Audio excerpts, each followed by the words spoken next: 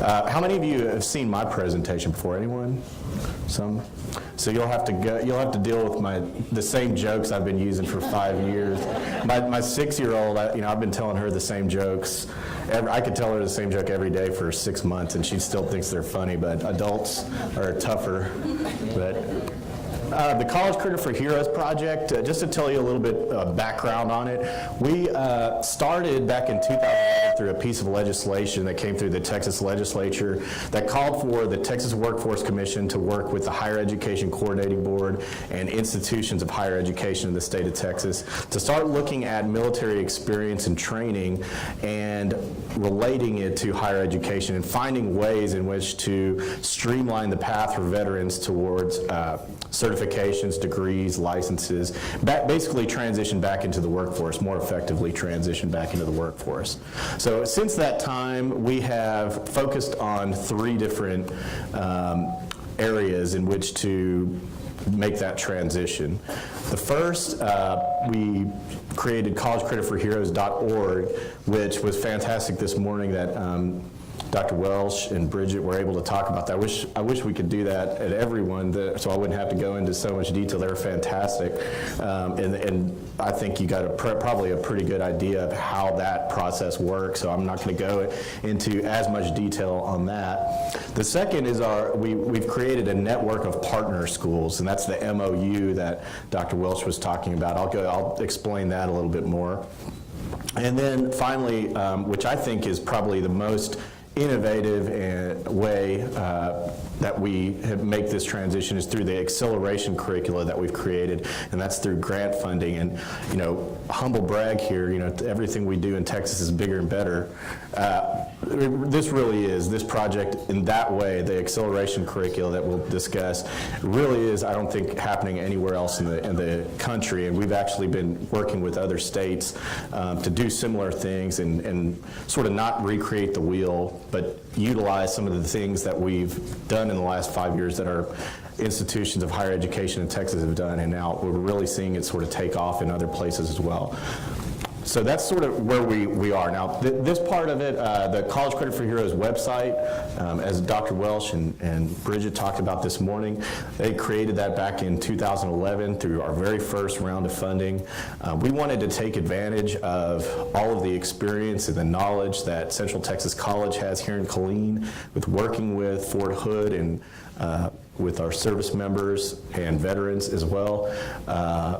And we know that they're a leader really globally in terms of working with military, and we wanted to take advantage of that and all the work that Dr. Welsh has done for the past few decades in terms of translating military experience into college credits, and that's why we specifically went to them. When I was in the military, in the Navy, they used to fly Central Texas College instructors onto our aircraft carrier in the middle of the Persian Gulf and teach courses on there.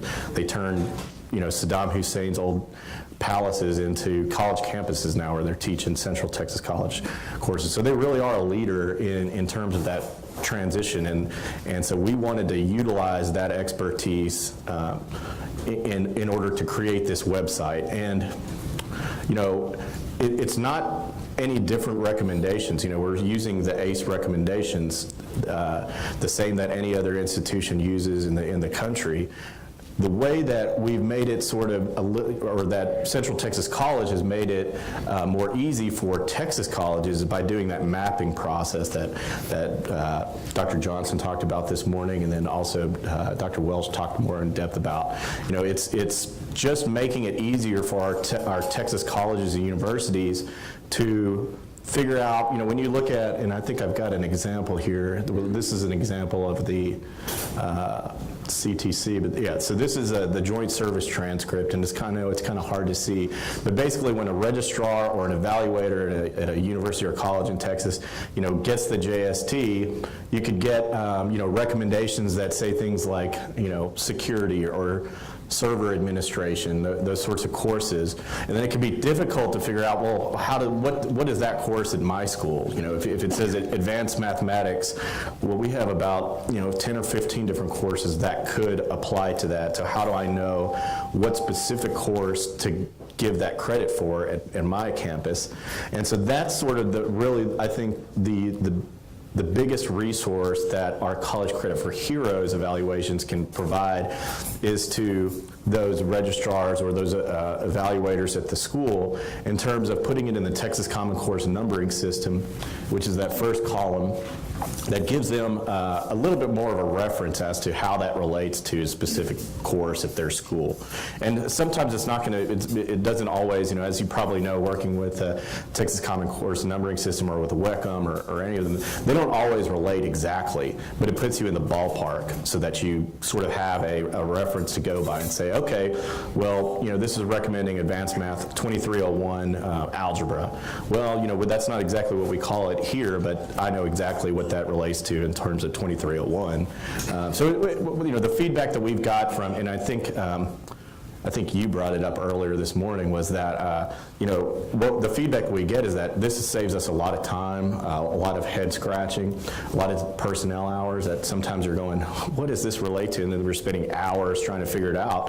Well, let the experts do the work for you. Bridget has a team of evaluators at CTC that are there all the time to answer your phone calls from other administrators or from veterans. Veterans, that's another major part of this, is that as a 21-year-old veteran getting out of the military, sometimes it can be very difficult to go through all the bureaucracy of getting your JST and figuring out how to go through that whole process. And there's no evaluation team at the federal level that's going to help you to get those transcripts, to do all that. But Bridget and her team at CTC are there to do exactly that, to help you through that process and get through that. So really that's a lot of times there's a misconception about the College Credit for Heroes evaluation, that this is somehow we've created this new evaluation. It's not. It's the exact same recommendations that you're getting from a joint service transcript or from the ACE recommendations. We've just made this easier for other Texas schools to figure it out, just sort of a resource for you to use to help you out with that process. So the second piece of the focus that we've gone to is this MOU partnership, and the reason behind this is exactly what we've been talking a lot about today, is about, well, all schools are very concerned about their accreditation. Probably the top concern is about, well, sure, it's great to have these credit recommendations from ACE and from the College Credit for Heroes transcript, but what's there to protect me, my school? If I award this credit to a veteran, what's to protect me? If they go through the course, then I can justify that, but if they don't, if they're just walking on my campus for the first time and I award them credit just because you've given that recommendation, how does that affect my accreditation? Could that come back to hurt me? And so the basis behind this MOU partnership is really to create this foundation of understanding. And one of the major ways we do this is by having meetings all across the state with faculty and administrators and say, this is what went into the recommendations.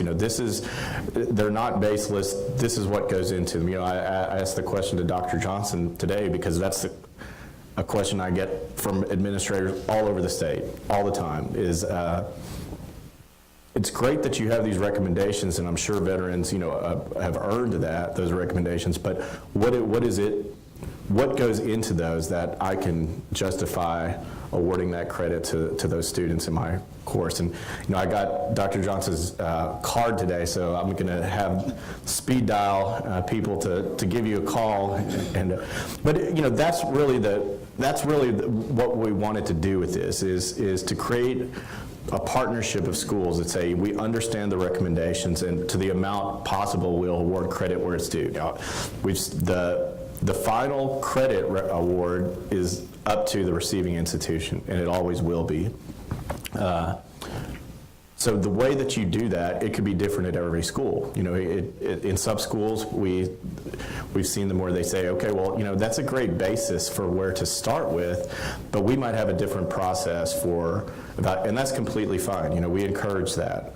The MOU, as Dr. Welsh mentioned, is written intentionally very loosely so that in order to encourage participation, in order to encourage the growth of this partnership. One of the big things that we require now for all of our schools that create acceleration curricula, which is the next thing I'll go into, is that they provide us not only the courses that they recommend, but they provide us the syllabi for those courses. And then even further than that, within the syllabi, we want to see the course objectives that are in that syllabi, so that individual instructors and faculty at different schools can take a look at that and compare them to their syllabi and their course objectives and say, okay, well, in this course, they do go over these course objectives, but in my course, I go over, these that are not included in that. So maybe that student might need to remediate or do, certain things, or maybe that's not the best fit for us, or maybe we need to evaluate this student to see if they do meet those standards that we require at our school. So, I think it's very important because it's a very legitimate concern. You're protecting the integrity of your profession, your curricula. So, in any way that we can do, and we've seen it so many different ways that individual schools have addressed this issue, whether it be having a meeting with the faculty chair, whether it be taking an assessment exam, we've seen so many different ways. And that's, we encourage that because we understand that this needs to happen. But this partnership has grown from 7 schools, the original 7 schools back in 2011 to now 46. So we're very proud of that, and hopefully, as Dr. Welch mentioned, we want to eventually have all the public institutions in Texas join this partnership.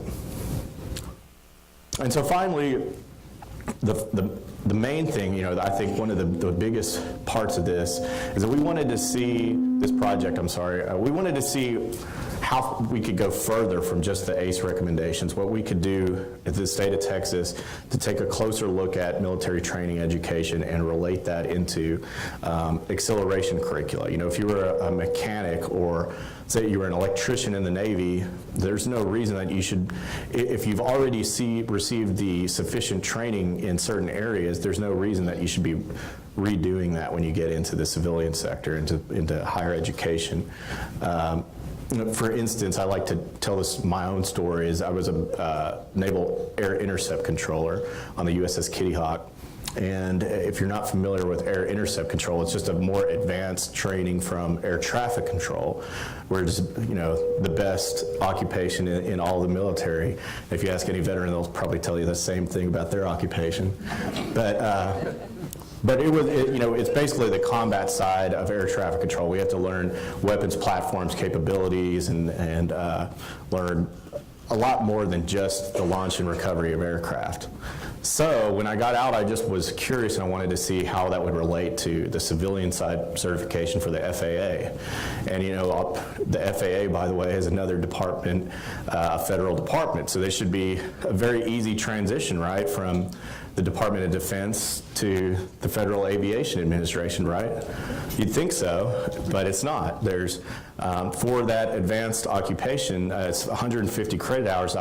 An air intercept controller like myself received 5 credit hours.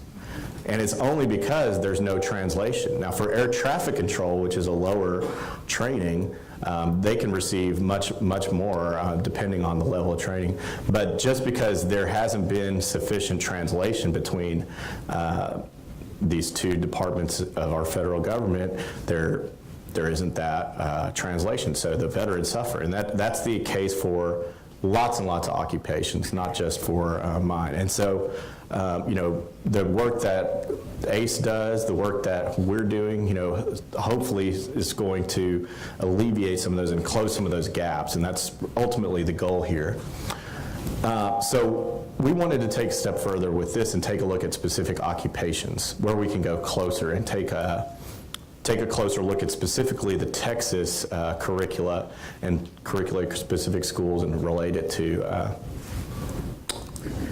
those. So just an example, we've created over 80 in the last 5 years, and we have grant funding to create these new curricula. Some of the examples, last year, Texas Tech Health Science Center in Lubbock created an acceleration degree in nursing. Well-qualified veterans, and when I say that, what I mean is, and especially, most of our credit recommendations have been at the lower level, and they still are, as ACE recommendations are.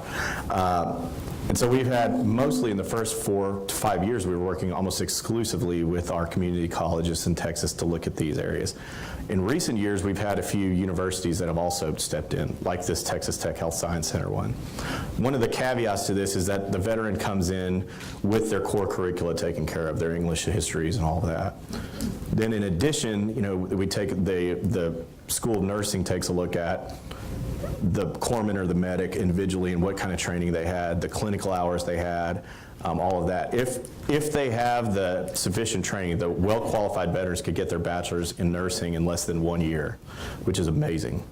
What we've seen, we haven't seen another example like this anywhere else in the country that's doing something like this. Another fantastic part of this program is that it's not limited to Lubbock, which is way out in West Texas and desolate and dry and tumbleweeds rolling around. I can say that because I did my undergrad there, and it's out there. You got to drive, from anywhere in the state. It's a day trip, a full day to get out there. But one of the great things about this program is that they've set it up so that they have articulation agreements at hospitals all throughout the state. So nursing students, veteran nursing students can potentially take the courses online, and they have a virtual classroom where they can do it online in San Antonio, in Dallas, in Houston, and then go do their clinical hours at any one of the hospitals that have signed articulation agreements with Texas Tech.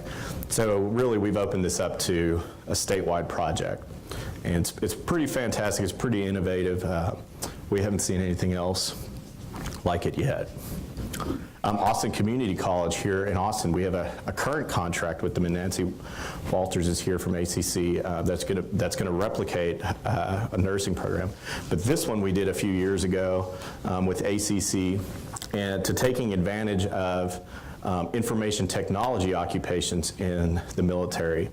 And this is probably one of the most translatable areas of all military occupations. In some cases, we've seen in the recommendations that ACE gives, we've seen full certifications that can be awarded simply because they're almost exactly the same training as the civilian side. And so Austin Community College developed this acceleration training for those areas and taking a closer look at them. And in Austin, we have a lot of information technology companies coming and moving down there, Samsung and Facebook and Google, and everyone is coming down there. And what we were finding is that the biggest problem we had with this is that our students were getting pulled out of our courses before they're finishing and getting put right into jobs, which is a good problem to have, but we definitely, encourage them, come back and get because the jobs don't last forever, and you want to make sure and get your credentials, and a lot of them are doing that. But this has been a very successful program. Lone Star College in Houston, one of the things that we talked about in the beginning, we focused on allied health careers in the beginning, and one thing that was discussed is, what about the infantry guys, the grunts, the Marines, that's a very specific skill set that the military teaches that doesn't translate to academia very well. So what can we do for them in terms of finding them employment and tracks back to the workforce? And from talking to the industry, the oil and gas industry said, we need guys that are physically fit, can carry lots of equipment, be out in the hot sun, and so it just made total sense and one of the highest demands at that time was the oil and gas industry, and of course now we're in a huge recession, and that's just sort of the nature of that industry is very cyclical. But at the time, we couldn't get enough students. We didn't have enough seats for students to get into these courses. They're very high demand because the demand was high in the industry and the wages were good. So, and all veterans have training in some of these areas, in OSHA and in first aid and, in some of the firefighting and things like that, and in maintenance, which were some of the same skill sets that were being taught in this field oil field certification technology. So instead of it being an 8 or 6 week course, we're taking it down to a 4 and 2 week certification in some cases. So it was a very good process. And then, another requirement of our grant is that the credit hours can be continuing education credit hours. They could lead to workforce certifications, but they must also be stackable credit hours towards an associate's in, say, applied science or any number of different ones. So in a lot of cases, that was not the case. Maybe a welding certification was just what the school offered, but now as part of this, they're able to make it also stackable towards an associate in applied science or something like that. So it's good in that way that maybe if that industry doesn't work out, you can go back and you still have credit hours that could apply to an associate's in a general studies. Texas State Technical College down in Harlingen, down in the valley, there the wind technology is huge. There's lots of turbines as well as West Texas. And these are also very good paying jobs and in-demand jobs also. And so they developed an acceleration curricula in wind engineering technology. It's very similar to the oil field technician in that it's a 6 to 8 week course. And a lot of the same requirements, OSHA and all the same safety things that are required in the oil field technician. So we were able to streamline that for veterans towards this. And when put yourself in the shoes of a 21-year-old veteran who just got out of the military and they spent 5 to 7 years. Sometimes in very dangerous situations, and then to get out and then be told that you get 0 credit for any of that training, that you're going to have to go back and learn some very basic concepts, it can be very, very disheartening. And just getting that reassurance that, okay, yeah, we are able, instead of an 8-week certification in wind engineering, we can streamline that to 4 just because of your military service. That makes a huge just a huge difference on your mentality on going into it. It motivates you to and that's what we've heard from lots and lots of these students, is that just makes a world of difference in that, okay, it wasn't for nothing, that I actually do get some credit for that. So they took me up to the top of one of these wind turbines, and not for me, yeah, for sure. That's terrifying. Yeah. But if you have the stomach for it, it pays very well. So this kind of brings us to where we're at now with College Credit for Heroes. This, as Dr. Welsh mentioned this morning, this started as a pilot project between 7 schools back in 2011. And in that time, it's just had great success. And the schools, in some cases, we were asking schools to change the way they look at military experience and really change their concept of higher education and the way higher education looks at military experience. Which is a huge task, and in some cases it required, like with some of the nursing certifications and things like that, accreditation from both national and state bodies that sometimes could take years. And so we knew that it was a very ambitious request in the beginning, and we didn't know how well the schools would respond to it. But I can say with a great deal of confidence that they far exceeded expectations. And that nursing, the first nursing curriculum was created by Alamo College, and we thought it would take years to get the National and State Board of Nursing accreditation. It took 8 months because Dr. Pelayo, who created it, sat on the National and State Board of Nursing and was able to make that happen in probably a third of the time that it typically takes. And I could go on and on with stories just like that, from everything from surgical technology at Houston Community College, who previously there was a requirement for surge techs that were trained in the military to do 37 credit hours before they could take their national certification exam. With the work that HCC did, that is completely eliminated, not just in Texas, but nationally.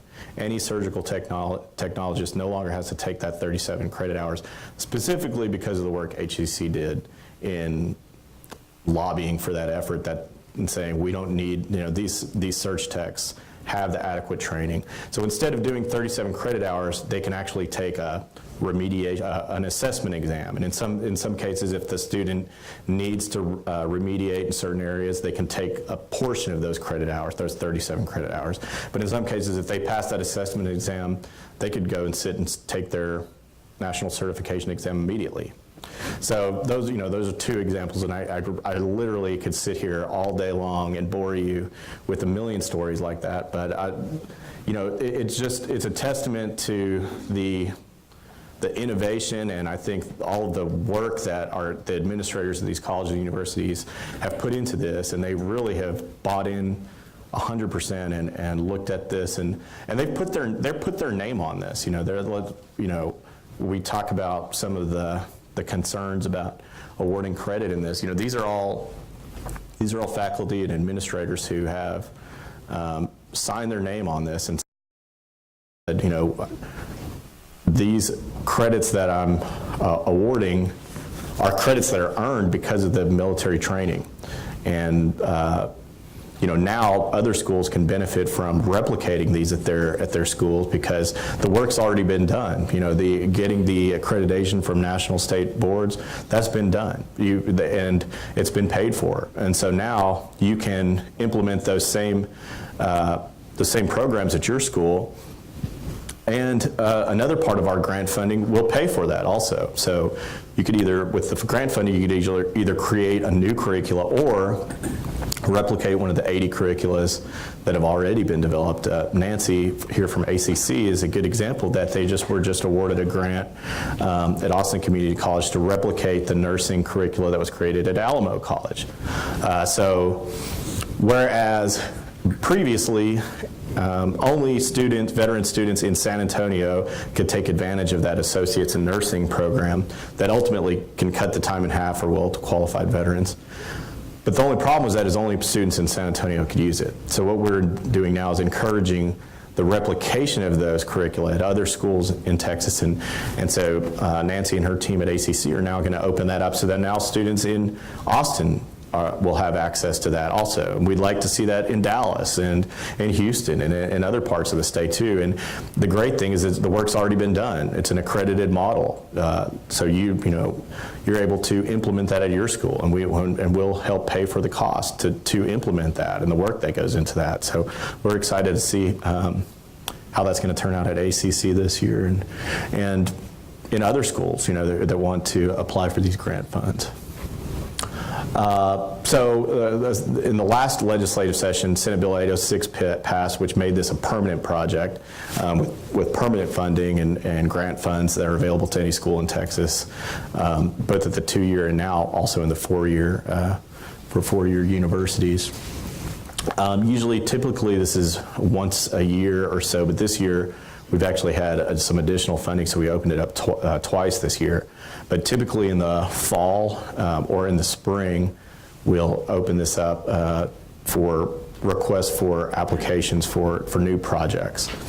We've covered so many different areas already, but there's still so many other ideas out there that schools have told us, we have a construction technology program that we think might fit really well with some of the training that, say, CB's got in the Navy or different occupations, have very specific, and a lot of this comes from veterans who are now faculty at schools, and they say, we could award a lot more than what we're doing if we just take a closer look at it. We do a little bit of faculty development and work on this curricula. And so as much as we think that we've already done all these things in nursing and all these allied health careers and information technology and wind engineering and all these different areas, there are still so many out there. There are so many occupations that we want to hear about those, we want to learn about those, and we want to replicate the ones that we've already done. So there's still a lot of work to do. My contact information, if you'd like to learn more about any of the stuff that we've talked about, this project is so big and it's wide in scope, and it's constantly changing. One of the big things that the legislation requires is that we report to the legislature every year. And I literally take that straight from the reports that I get from the colleges and universities. One of the requirements in the in the grant is that you provide to us a best practices report and a fiscal impact report that talks about the barriers towards awarding credit to veterans. Basically what we want to know is what's broken and how do we fix it. And so we have a really unique voice into the legislature to talk about those issues and tell them, you know, exactly what it is that they need. Is it accreditation? Is it you know, the GI Bill or the funding problems? What are the problems that exist and how do we fix that? And it's fantastic. You know, both of the Senate and the House, Texas Senate, Texas House committees on Veterans Affairs and higher education look at that report, and we testify every year and tell them, well, where did this come from, and is this really a problem? When we say, well, yeah, we don't put your name on it, so you get an anonymous voice into the legislature and say, yeah, well, this was reported to us from, you know, a school in Texas that said, you know, this is a real issue and this needs to change. Then we've seen come out of that various pieces of legislation that to propose changes to that. So it is a really good piece, and you don't necessarily need to be a grant partner or MOU partner. You know, if you have concerns or things, you know, we want to know about them so we can include it in that report. So that is sort of a very general, big picture overview of College Credit for Heroes. There's so much more that goes into it, but you know, and I'd be happy to. One of the things that we do a lot of, as Dr. Welsh mentioned, is it's a very grassroots effort. It's very boots on the ground, going out and talking to administrators in colleges and universities all throughout the state, because a lot of it is just talking about getting down into the specifics of what these recommendations are. And we'd be happy to do that. You know, we have meetings nonstop with administrators and talking specifically about a lot of these, down to the course objectives of some of these recommendations, and be happy to do that. Just give me a call. Yes, sir. Yeah, I have a question. And colleges may look into nursing, certainly, like what San Antonio did. And now you mentioned that Austin is also looking at that, or? Yes. Okay. Mm-hmm. And so one of the things, I know that it has to be credit, but one of the things along the way in listening to you, and my thought was, what if we also look at some of those continuing ed or short-term certificates that might be embedded on the way there, like in phlebotomy or EKG. So if there is enough hours, because I hadn't seen that. I don't think Alamo looked at that, but we're certainly, you know, I would like to look at that, even though they could get those credentials, stackable credentials, but the end game is getting getting them closer to finishing nursing. Sure, and we have done in a number of areas. Alamo College has, Houston Community College has, and a number of other allied health fields, pharmacology, medical information technology, in a number of different fields, and we're continuing to see more proposals for that also. And certifications absolutely is an area of focus that we encourage. However, the only caveat, as I mentioned before, is that they can't be just CE credits towards a certification, that they must also be stackable towards an associate. But if that just happens in that pathway, we're able to extract that and say, yeah, do a little more here or whatever, and then you're able to sit for the exam through whatever body the school uses. Absolutely. Because it's not a state certification. There's different providers out there for those certifications. Absolutely, and probably the majority of the students that go into a lot of those certification programs, they're specifically going into it to get an HVAC certification or a welding certification. They're not necessarily in it to go all the way and get their associates, but we want to give them that option that if later on they want to come back and get that associate's degree, we want to make that an option for them.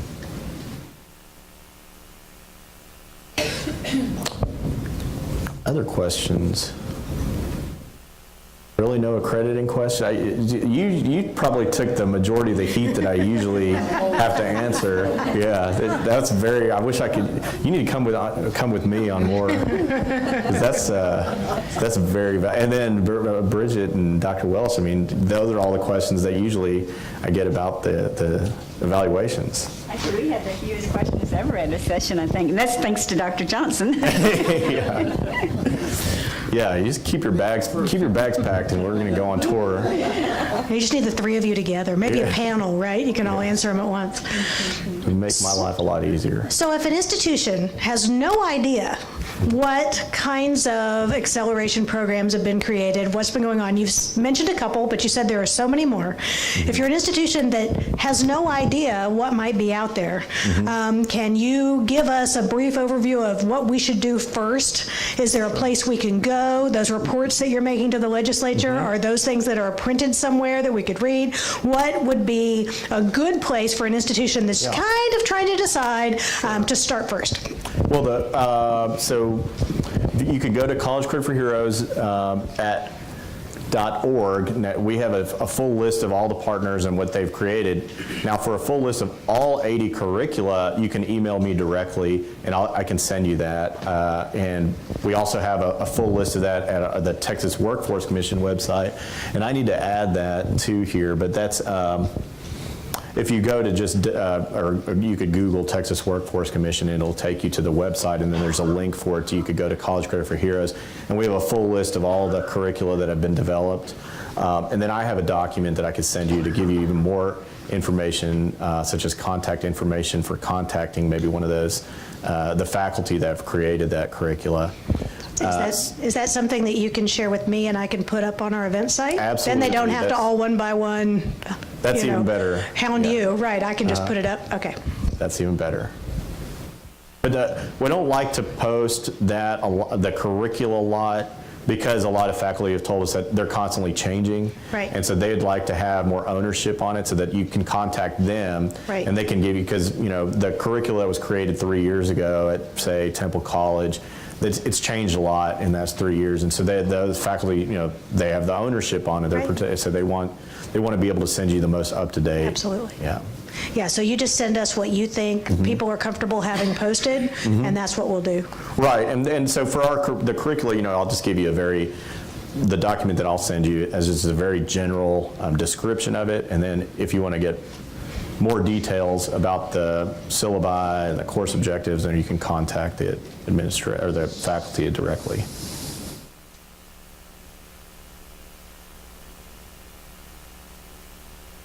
Any other questions? Well, thanks again very much. I really appreciate the opportunity. One of the biggest obstacles we have is just getting the word out about this project and that it even exists, because we don't get advertising and marketing are very bad words when it comes to the public sector and using those funds. So it's very much get out there and tell people about this and spread the word. So if you have opportunities also, or this is something that your college might be interested in getting involved with and looking into, let's set up a meeting and we can get into more details about it.